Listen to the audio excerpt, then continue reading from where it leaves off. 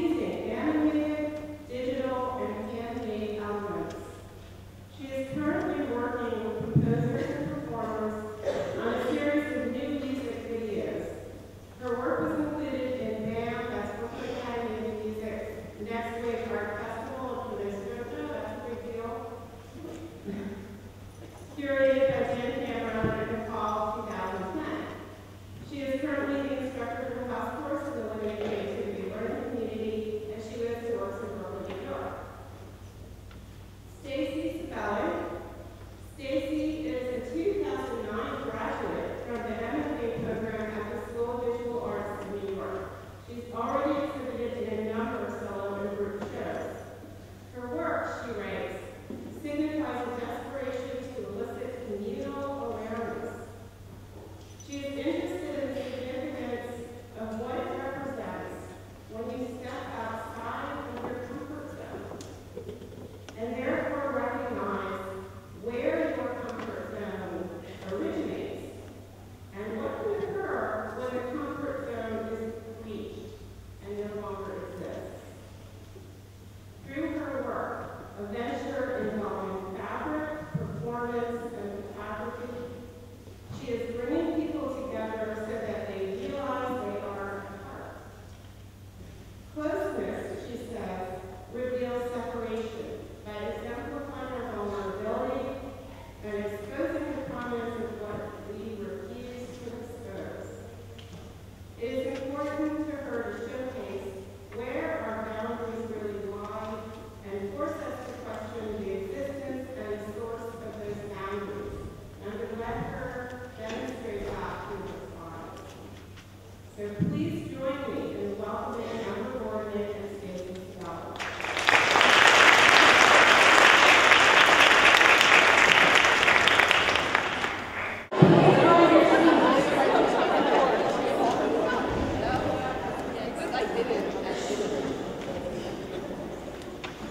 Welcome to the third plenary of the year.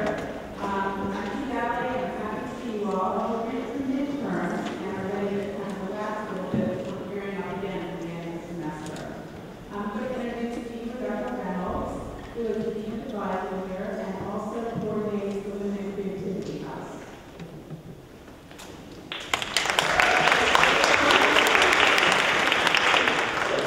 Okay, so I'm really pleased to be here for a couple reasons. One, I haven't seen you all assembled as a group since orientation, which is very exciting. I'm glad that you're all still here. And secondly, I am really happy to introduce these two artists. Amber Gordon is the coordinator for the Women in Creativity House, and we were so excited to be able to get her to teach this course this year. She's a professional artist living and working in New York. And one of the things I want to stress about both these artists, both Amber and Stacy, and I know this might be a little impolite, but to say that they're both young. And so, they're really young. Compared to me. They're Southerners. So,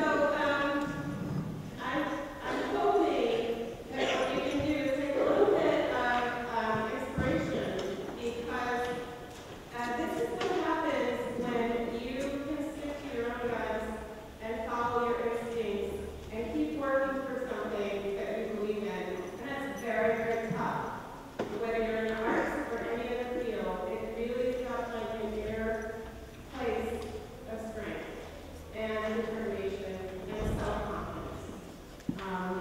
So to introduce the artists, I'm going to introduce them both. And then Amber is going to talk first. She's a video artist and will show you some videos. What Stacy does is kind of an amalgam of performance and it's hard to describe. It's sort of fabric and performance put together. So it's really exciting. So I'm going to read you a little bit about both artists, and then they will do their presentations, and at the end we'll have time for some questions. So Amber Gordon was born in 1981 in Portland, Maine. She received a BFA in painting from Georgia State University and an MFA in fine art from the School of Visual Arts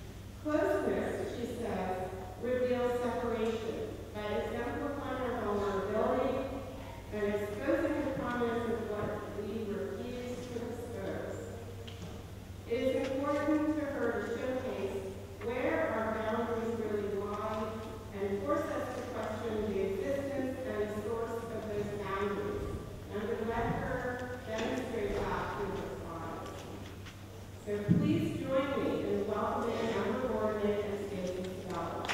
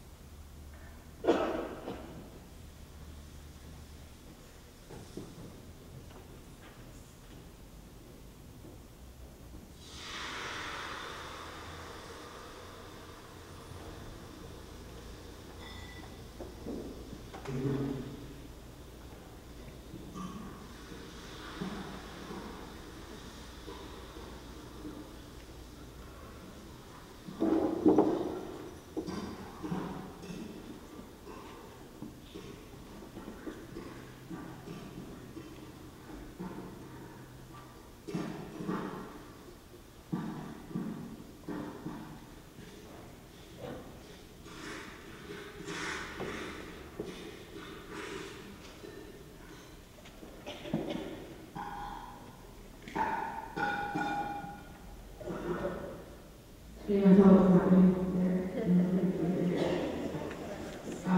So this is the morning video game my scrambled eggs in the morning. And it's very simple, but I really like this domestic comfort of just making eggs. And I wanted to somehow with the visuals, but you can tell it's audio. So I kept sort of following this thing of the quotidian, the everyday, the mundane, and trying to, I guess, improve on them or glorify these kinds of things. And so I was thinking about the way that we all communicate with each other, text and voicemails, emails, which is, I feel like I'm spending more time on my emails than I do with anyone face to face anymore. And I was listening to my voicemails, and my sister would always gives me the same kind of message. It's sort of like, hey, Ann, it's Kate, I just saw that you called, I was drawing my hair, call me back, bye. And they sound almost exactly the same every time, and they're about nothing. So I thought, I wonder if I like notate them, will they actually be the same notes? I was just sort of fascinated to like think of them as like variations on a musical theme. Okay, so I'll play this one.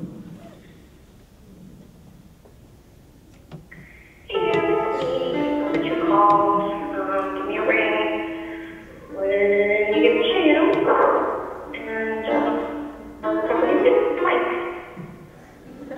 Hey, it's me. It's not like you called. I was working. You ring when you can. Bye. Hey, it's me. I know I've been playing all one day. Somebody you called earlier. Can't give it up because I tried to earlier for that. Just give me one when you can. Bye. Hey, it's me. I saw you call earlier this morning. I'm having some issues, so, I don't have to answer my phone or fingers, which is fine. Hope everything's alright with you, and they told you too. Bye. Hey, it's me. I'm calling to check to see if I heard her phone and I can see tomorrow. We call you too. Hi, it's me. I saw that you called. I was right there. So call me. Bye. Hello, Amber. I don't know if you ever check your messages or not. I know you never leave me one, but I never check my messages. So, anyway, I'm calling you back. Here I am. You can. Everything is going well with moving. I'll talk with you. Love you. Bye. So I do call her back, I swear. Like, people don't believe me. But if you notice every time she says, I'm just calling you back. So I do call her. Okay, so then I was thinking, okay, voice as melody, the way we communicate as source material. And I was thinking, some of these melodies she was saying, like, I found interesting. Like, one of them almost sounds like the NBC logo. It's like, and I was like, okay, what can I do with this? So then I was thinking, I want to make some music videos for my voicemails and like turn them into something else. Okay, so here's one. I made 2 music videos for voicemails. Here's the first one.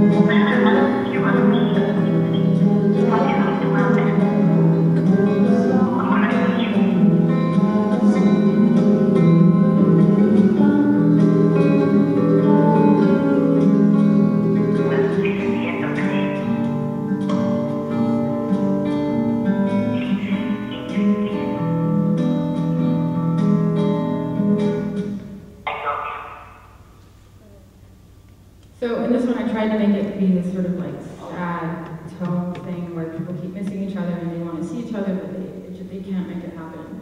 And I thought about things like, one of these, my sister said, I'm going to lose you, and what she meant was like, I'm in a bad spot, I'm going to lose you. And I was like, oh, that's so brilliant, like, I'm going to lose you. Like, that's so serious, I have to do something like that. So this is actually like lots of different voicemails that I cut out together. Some of them are from my grandmother, some of them are from my sister, and I almost have them. It's almost like a sort of triangle between me and the two of them, I sort of made this vague, fake narrative. But this was sort of the first time I decided to really use my own music in something, because I have this very intense music interest on the side of my visual art practice. And you'll see it progress in some of the other videos. So, okay, I'll show you the other music video for Voice Notes.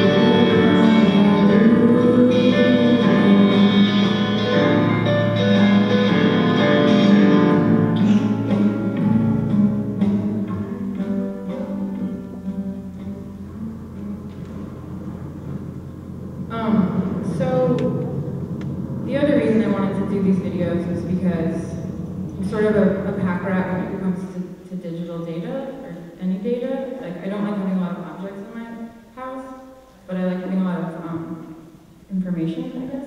So I was getting all these voicemails, partly because I broke my leg and everyone was sending all their love and their well wishes, and I didn't feel like it was right to delete these amazing messages that were like, we love you, we care about you, we want you to feel better, sending you all these healing good vibes. And I was like, how can I delete this message? It's like a greeting card, just sort of modern day greeting card. And so I wanted to turn them into something bigger and to, like, you know, memorialize them in some way.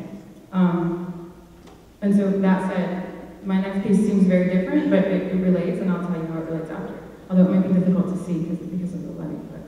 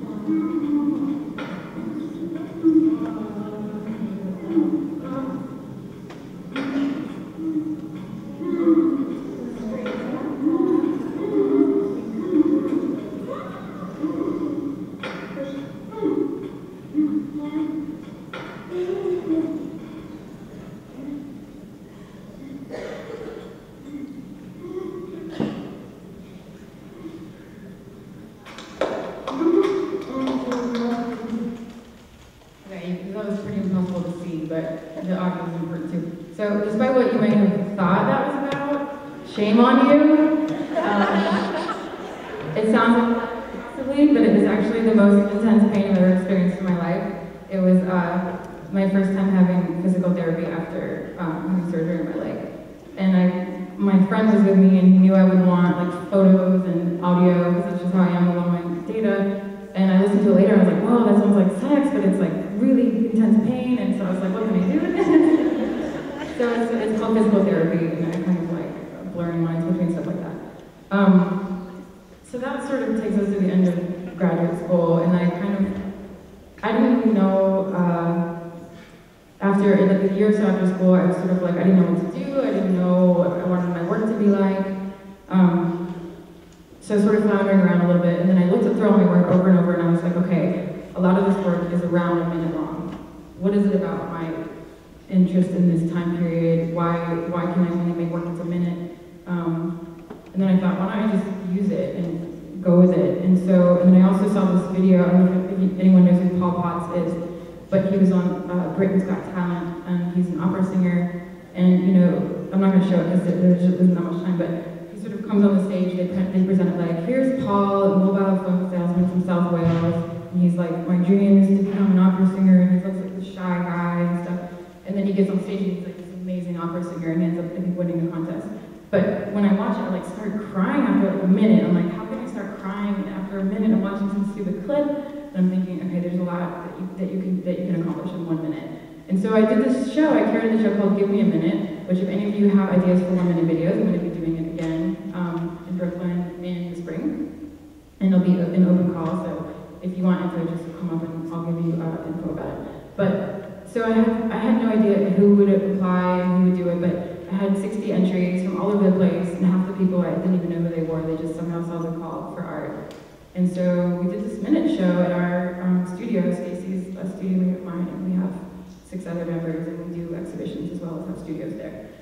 And so, so here's my minute that I did. I thought about what I wanted to do, and I wanted to do something with music.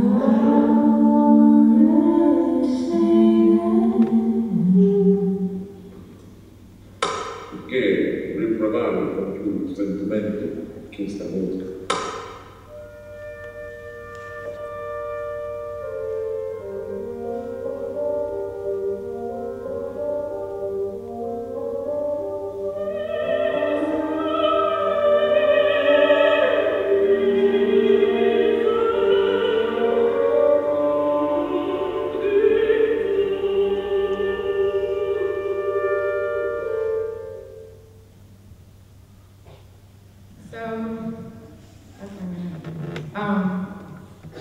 So more and more I'm realizing, okay, nothing moves me the way music does, and I love music, and I started taking classical piano lessons so I could really learn the medium better, which is just like an aside to everything else I'm doing, but I was thinking I really have to do more with music. I got a commission to do a music video with the chamber ensemble, and it sort of changed everything for me. Working with composers and musicians, and I was thinking, this is so cool, like I can make a video that it's animation, it's video, it's live performance because it's meant to be performed live on stage with a flute player, because these next 2 pieces I'm going to show you were written for flute and electronics for 2 different composers. But because the flute player is playing with their sheet music and with this backing track, which serves as like a metronome for them, there's all these possibilities to sync up the visuals with the audio. And it was very exciting for me to be able to just find new ways of doing that. So, okay, the next piece I'm going to show, I'm going to show 3 pieces and then we'll be done. And the last 3 were part of a grant I got and Stacey got as well in Atlanta for a new public art nonprofit called Flux Projects. And I included these last 3 as part of this one-night event. And so the next one called Garden of Love. So there's a big screen like this, even bigger, and there's a flute player playing along with it next to it. I'll try to show you an image so you can sort of see what that might look like.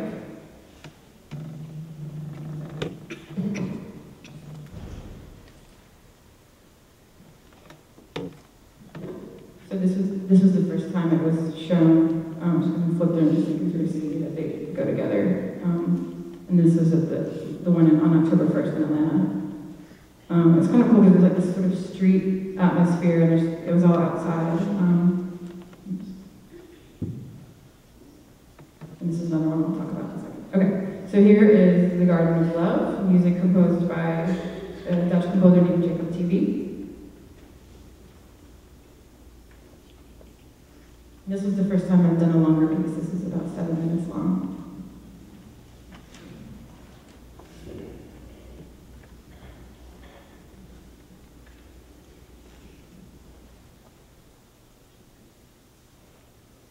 I went to the Garden of Love and saw what I never had seen.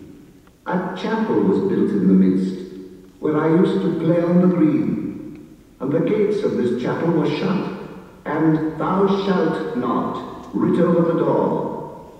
So I turned to the Garden of Love that so many sweet flowers bore, and I saw it was filled with graves, and tombstones where flowers should be, and priests in black gowns were walking their rounds, and binding with briars my joys and desires.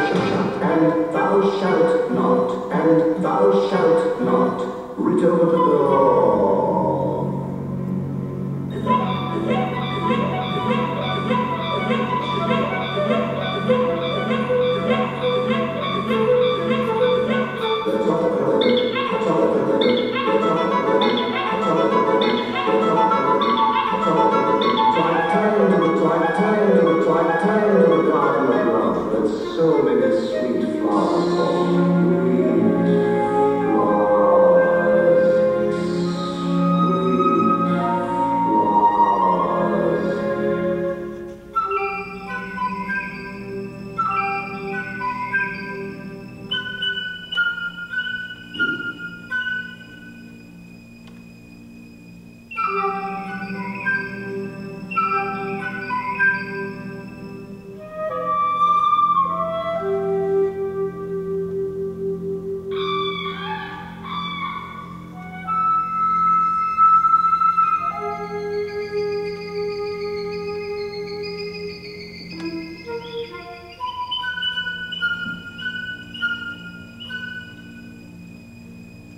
and I saw it was filled with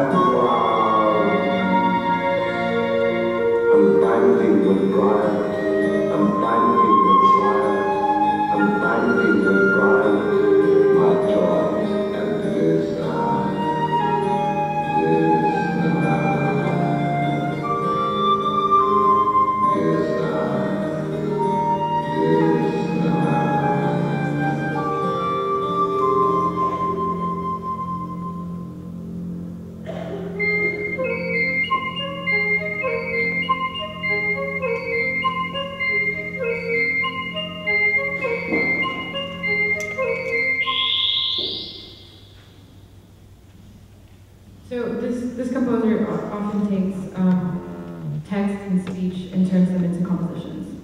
And so here he took The Garden of Love by William Blake and made this composition out of it. And then I made this video. And so now when it's performed, which is performed all over the place, people have to use this video now, which is kind of cool. So it gets a lot of, exposure. So I love doing this. The performers I work with love doing it. The composers love it. So everyone was like, let's do more. And so right now I'm working on an hour-long program of food and video pieces that will premiere sometime in the spring, I guess. So here's the second one of that. It's 5 minutes. And then, okay. And so I was looking in our studio and Stacy had these amazing costumes. And I was thinking that would be so cool to use those in my video. So I asked her if I could use her costumes and use her as the model. And so she's the main character. And her work is the main character of this next one. And this composer's a lot different. He's an American composer named Gene Pritzker. And it's also for flute and electronics, not flute and video. But he considers himself more of like a rapper / composer, so it's very different music.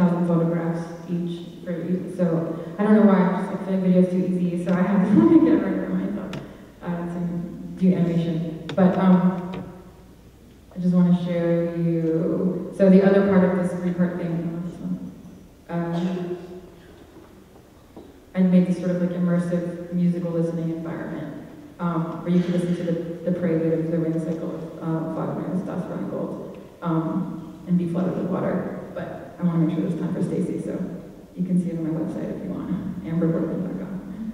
Okay, here's Stacy Sabet.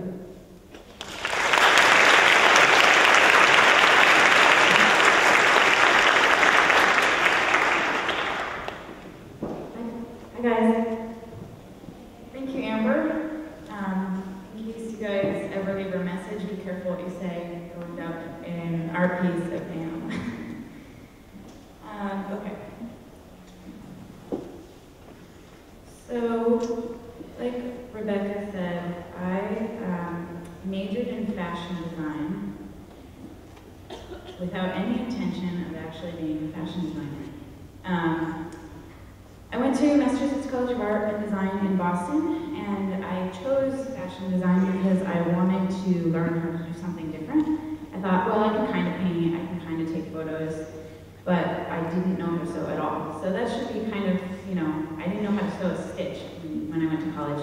The closest I came was like my mom making my Halloween costume and swearing, and I swore never to make anything out of fabric ever, and this is what happened.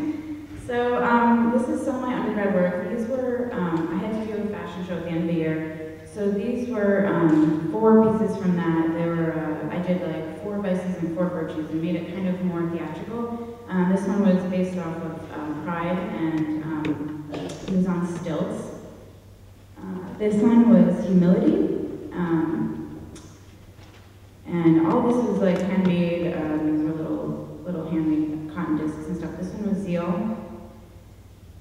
And then this one was Love, which was like these 2 wings that opened up, all like fake leather and vinyl and stuff. So after grad school, I moved to New York City, and I freelanced as a costume designer, and I thought I'd throw this in because I just thought I'd show you what you can end up doing when you have to utilize your art to make money. And so I made a giant grapefruit costume, and I learned a lot. I worked at a costume shop in Brooklyn where we made theme park costumes and stuff for Disney on Ice and everything, and I learned probably more there in 7 months than I did in 4 years, so working out in the field definitely helps your practice a lot. I also made 4 giant Squid Man costumes, which was great and fun, and they were in some video that I've never seen. So I worked for like 2.5 years, maybe 3 years in the costume industry. I did design for videos, I did music videos, I did some theater stuff. I tried everything, and it just wasn't really for me. I liked it a lot. I liked making things, but I never felt like I was totally in control. The designing was just, you still have to answer to a producer or a director, and so I decided that was time for me to go back to school and go to grad school for fine art. And I decided that since my background was mostly in soft sculpture, fashion, I had to sort of make a new portfolio of sculpture because that was the closest thing. So I made a few taxidermy-based sculptures. They were basically, I was making clothes for statues. And they were pretty crazy. They were like Dr. Seuss gone mad. I don't know how much to say about them because they were crazy. They were like wall puppets. I like them. I still have these in my house. But it was just an example of having to create a portfolio and do something totally outside my comfort zone, which was making crazy costumes.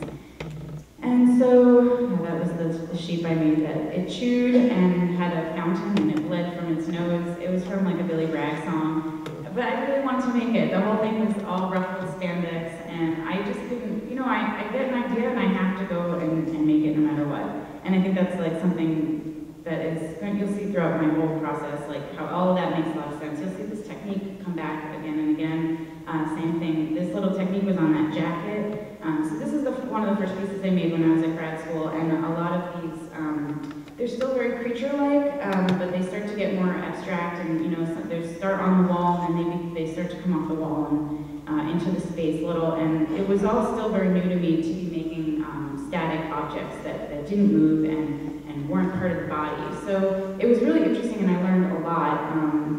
They were starting to become a bit more, like I said, abstract and, you know, still creature-based, still a lot of like the materials are all soft.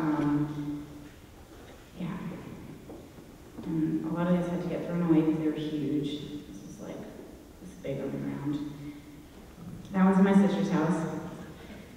And then I started to make things much more automatically, reacting more to line and color, and you know, trying to really not have any attachment to meaning. Well, I wanted to have more attachment to meaning, but I was getting frustrated. So because I wasn't communicating anything, I think, in some of these, you know, like I was thinking about, especially back here with mythology and trophies and, you know, like the creature references and stuff. So when I started making these, it was just really refreshing to make something that was based on color and line and was formal and fleeting, especially because these, you know, that yellow spray is spray paint on the wall. So it's a, you know, a sculpture that was specific to that spot and could be different if I were to remake it somewhere else. And, you know, a lot of that was going on in the art world, so I was reacting to that.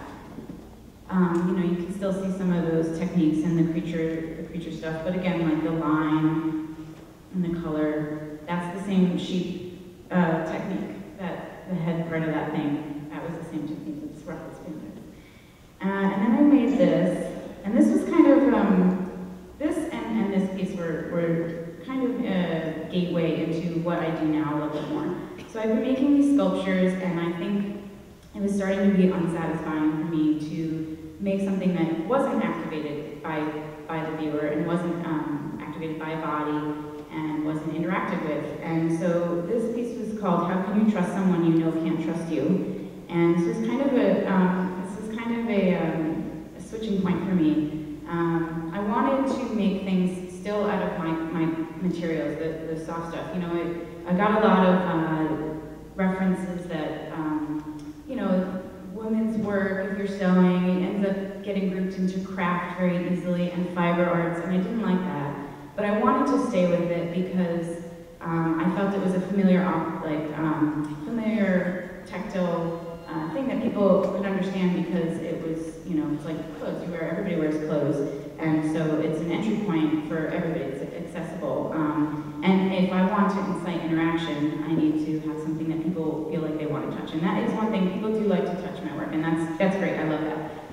Getting them to actually put it on their body is another thing, and I'll talk more about the struggle with getting people to do that. But yeah, this one was important, and it was about trust in the public realm. You know, I live in New York City, and you're constantly surrounded by people, and this was kind of about, you know, hiding, you know, weighing your headphones, or, you know, under your sunglasses on the subway, but also trusting that everyone around you is kind of doing the same thing. This one was based on the same thing, but more for getting away from all that. And this one was more about meditation and trusting oneself. And these were kind of like a seed of an idea when I was making them, and like I said, a lot of this stuff that I make, the idea visually comes first. It's a work about being broken up with, because it's kind of goofy, kind of lame. But I think that it turned out pretty poetic, and I had to make it. It was a point in my life when I needed to make this thing that was about me. And I think it informed a lot of the other pieces, and it kind of had a little bit to do with the hand-holding piece. And, you know, it's like the hand-holding piece, but accentuating that there's nobody there. So this one is called Hello Hero, Hero Hello, and it's a smile machine. So those two blue bulbs that you see, you lean in, into a smile, and you're forced to look at yourself, forcing yourself into a smile. So this one was a lot about vulnerability and, you know, forcing yourself to see how it looks when you force a smile.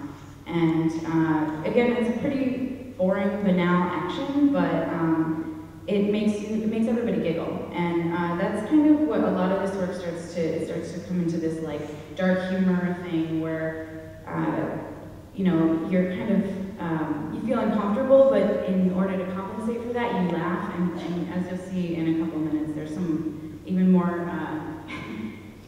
so in some of the future pieces. This piece is called Dumbstruck, and these are the same hoods that was in Amber's piece, Sorrow piece. And I had used this material a little bit before, and I really loved using it.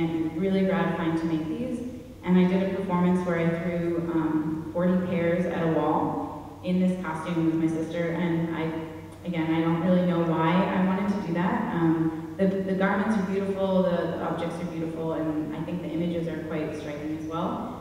They probably will come back in something else and make more sense at some later point, and I'm just going to trust in that. That's it. So this piece is called Sabotage, and this is a tickle machine. So it holds, this is what I was talking about with the smiling and the giggling, and it holds two people together in a costume with your hands in each other's armpits. So the reason I wanted to make this piece was because I wanted to make a piece about sabotage and about power positions and negotiating power over another person in a contact and interactive, like physical way.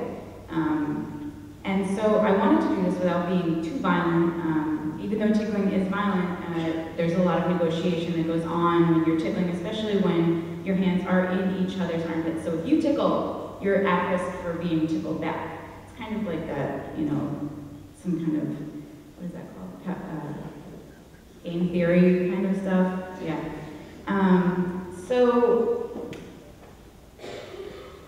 Sorry. This is the next piece I made. It's called Made with Love. This is the same piece that I did at Rutgers last week. And I have been wanting to make installations for a long time because, as you have seen, a lot of these give some kind of hint that there's another world or something in my brain. But I kept being told that it was important to control the space and make that world, you know, tell the whole story. And I just couldn't figure out how to do that.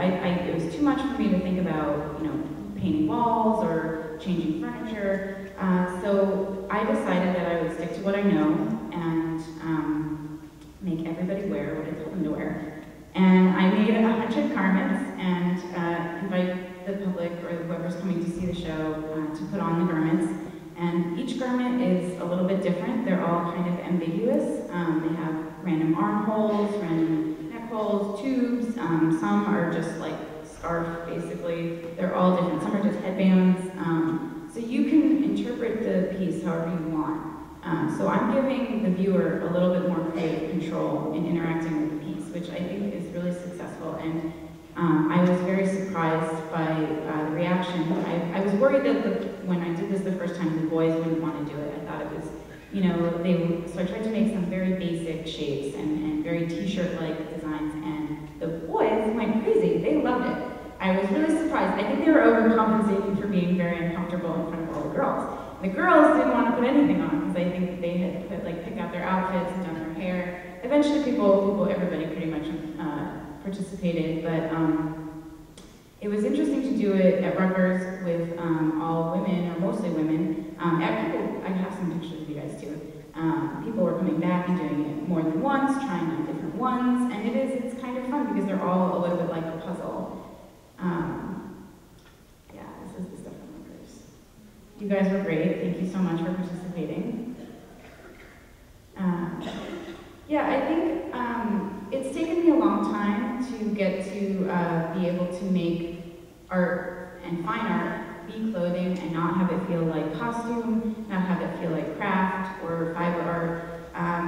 And it's hard because you can't show fashion stuff in the same way in a fine art context. You know, it ends up on a mannequin or on a rack, or, you know, it falls so flat. So it's been a really interesting thing to try and make this stuff into something that I feel comfortable doing and I feel proud of. And I think that, like, I just keep coming back to this idea that fashion is the manifestation of art and life colliding, and everybody has to put clothing on every day, so everyone participates in that creative act, and it's some kind of weird, like, plethora of ideas that nobody's ever even done any of this stuff with. So I'm excited to be inviting the public into trying on and using and touching these things. And so this is just a little quick thing that I did at Flux with Amber in Georgia a couple weeks ago. These were the tickle machines, part 2. I redid them so that they would fit anybody, because the other one was a little bit constricting. Not that I was going for constricting, but these are a little bit more accessible and a little bit easier to get on and off. So during the festival, they were hanging up, and I had to kind of goad people into doing it and prod people a little bit, they were activated almost the whole night, about 4 hours long of me just putting these on and off people and watching them torture each other a little bit. Yeah, this is some of the people. And it was really great. It was good to see, that people weren't so afraid of them. I did have to explain a lot of what they were, especially how they're hanging there. It's not as clear as when they're on the mannequins, but I think just having a little bit of patience with my work and just continuing to try and get people to do it and solve the best way to get people to interact with it and not be afraid of it, but also, have some sort of relationship with it and bringing people together is all that's all very much part of my work. So I think that's kind of it. Hi, I was just wondering, I'm a theater major, and I was just wondering, I'm toying around with the idea of grad school for myself after getting my undergraduate degree, and I was wondering what it was that propelled you to see grad school as an option, because especially in our days now, a lot of people perceive art as something that you don't even need to have a degree in. I was wondering what it was, if there was a specific catalyst or what kind of mindset you were in that you felt that it would actually benefit you to go back to school. I went back because I needed to, I wanted to teach. Like I said, I was working in the costuming and stuff, and it wasn't enough, and I felt that if with that degree I could, go on and teach. I have yet to be teaching, and it's only a year and a half, almost 2 years, but grad school is great for art. You're immersed in it, and you're talking to all your peers all the time about it. I mean, I'm sure that there are some programs that are not ideal, but SBA was great. We have a studio with 6 of us, all in the studio, all from grad school. You make relationships in there in grad school, in art grad school, that I think will last a really long time, and it's really important because if you want to be a working artist, you have to make connections. It's expensive, but I wouldn't trade it for the world. I would say I don't think it's for everybody, but it was really, really great for me. And I'd say the same thing. I was going to make my work no matter what, but I feel like it propelled me in the direction of meeting contacts and meeting other people that all of us have made work together and influence each other, I guess. I think it sort of makes things happen faster and easier. If I just had a part 2 then to that question, would you see that your time in between undergrad and grad school was useful, or would you maybe suggest it a better idea to go straight from undergrad to grad school? I don't know about other academic pursuits, but I think if you're doing something with creativity, definitely take years off and struggle and hate your life and have a hard time, but work. It's harder, but it's so a lot of people went straight from undergrad to grad school, and they felt like it's even harder when you get out because you never lived a real life. When you go from kindergarten to grad school, it's ridiculous. You need some real life experience, and it's hard. But I learned a ton. I definitely feel like I took some years in between. Yeah, I agree, and I think that especially when you're creative, you have to go out. You have to do a bunch of things that you hate. You have to do stuff that you know that you don't want to spend the rest of your life doing. And the only way to learn that is to you mature so much. And like I said, I worked at a costume shop. I made stupid, giant Squidman costumes, but I knew I didn't want to make Squidman costumes for the rest of my life. So I got to do that though. And if I didn't do that, I would probably still want that experience, So it's definitely good to find yourself a little bit in between. And I knew when I was ready, but it was like 2-3 years between. So I definitely say take some time off. Thank you.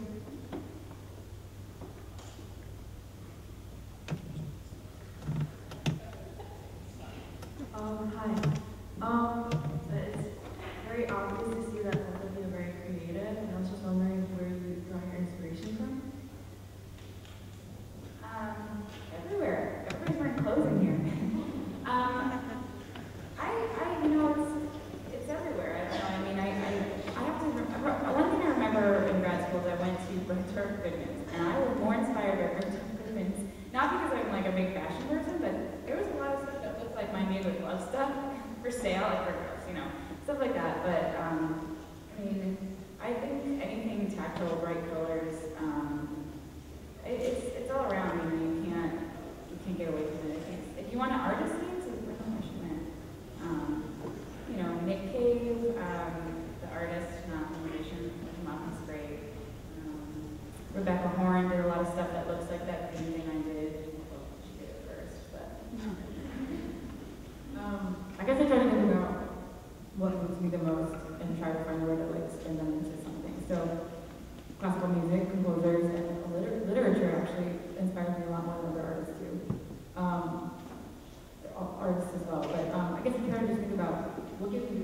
what makes me feel something, and figure out why that's interesting, and use that as source material. But like I said, William Hammer just one of my favorite artists. I'll stop there. Well, I was going to say one more thing. I think that the thing that actually makes me want to make stuff the most is making stuff. Every time I get a little stuck and I don't know what to do, I make something stupid like a dress, or I work on something I've already done, like making more tickle machines or more hand folding machines or something. To just every time you do some idea that you think is bad or stupid, it'll inform something else and make you want to make something again. So that's I was just curious, how long does it take you, both of you, all of you, to make one of your pieces or one of the videos, especially the longer videos? The Garden of Love piece is about 300 or 400 hours. And I had to do it really fast because the deadline was coming up, so I did that in about a month and a half. So I didn't do anything but work on that. And then the one with Stacey in it, I worked on it for about 6 months because I couldn't figure out how to make it right, and I kept working on it. But it took a long time. well, I've gotten really fast, but like I guess those tickle machines, like one tickle machine I could do in like a week. Between gathering materials and everything, but I don't know, it's all different. The 100 costumes, it took me like was like a month of full weekends, 12-hour days, and I probably could do about 20 garments a day in 12 hours. It was really, really hard, but it was fun. And now I have a grant to make 500 garments, so keep your eyes out for that. It's gonna be great, but I'm going to a residency in Maine to do that for 3 months, so that will be a little bit easier to do, but 3 months should definitely be more than enough time to make 500 garments. This question is more directed towards Amber. Since we're in some of the first pieces you showed us, you said you were more inspired by the music than actual visuals, but what was your process of taking something on like audible and turning it into something visual? You're talking about the making the eggs in the morning, or which piece? Just the Any of them? Yeah. I don't know. I guess it's so different each time. Do you have a specific one that you? Well, I guess the breakfast one then. The breakfast one? I think what I did was I got this. I had a really nice microphone, and I take it everywhere, and I use it a lot, and I like hearing sounds of things. I guess when you're just going about your day, you don't notice things, but it's like if you have a camera with you, you'll see better. If you have a microphone, you'll hear better. You hear better. And so I don't know. I guess I was interested in the sounds of these things, and then I took a video of these different parts of making the breakfast, and then I decided to like make paintings based on the video, and I edited it together with Final Cut Pro and After Effects. Do you mean like a more technical? Is it a technical question? You pretty much answered it. Okay, cool. Okay. Hi. First, thanks for coming. This is really cool. I was just wondering, has your family always been supportive of what you wanted to do? Because I want to write, and my family's like, so. Let's talk about it like every day. My family's been pretty supportive. I mean, any hesitation that I've attached to their feelings is probably a little bit of my own. I mean, they support me, but I don't always feel that they understand or that they understand what they should be proud of. Like I'm like, this is a big deal, and they're like, what is that? Where?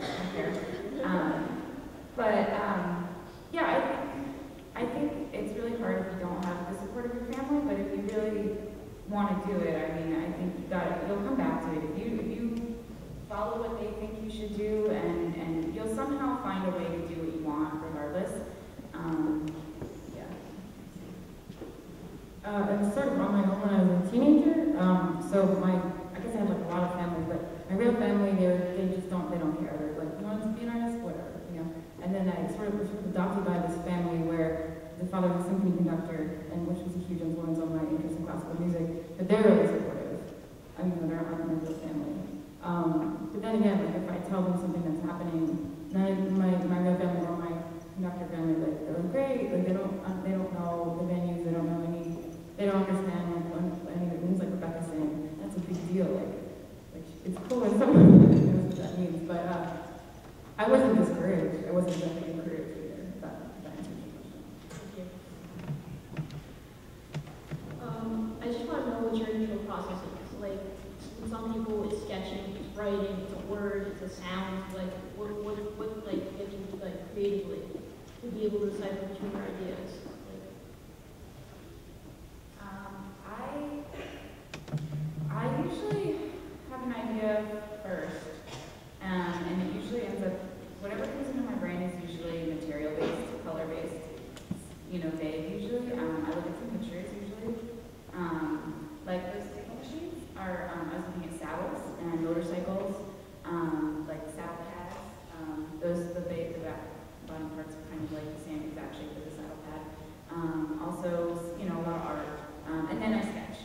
And mostly when the idea is completely formed in my head, that's when I can sketch it. I'll get frustrated if I try to sketch it first. And then, like I said before, making. Like just making samples, like little tiny things to make sure it's going to look how I want it to look.